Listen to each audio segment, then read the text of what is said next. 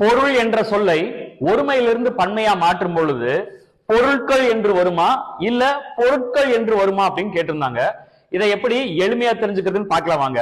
இந்த சொற்களை எல்லாம் பாருங்க, ஒரே ஒரு குறில் எழுத்தை அடுத்து இல் இல் வரக்கூடிய சொற்களை ஒருமையிலிருந்து பன்மையாக மாற்றும் பொழுது இந்த இல் இர்ராகவும் இந்த இல் இட்டாகவும் மாறும். இந்த எடுத்துக்காட்டுகளை பாருங்க. கல் கற்கள், பல் பற்கள், சொல் சொற்கள், முள் முட்கள், புல் புட்கள். இங்க புல் அப்படின்னா பறவை என்று பொருள். இங்க பாருங்க, இரண்டு குறில் எழுத்தை எடுத்து இல் இல் வரக்கூடிய சொற்களை ஒருமையிலிருந்து பன்மையா மாற்றும் பொழுது அங்க எந்த மாற்றமும் ஏற்படாது, கல் விகுதி மட்டும்தான் வரும். பாருங்க, கடல் கடல்கள், விரல் விரல்கள், சுருள் சுருள்கள், குரல் குரல்கள், மகள் மகள்கள்.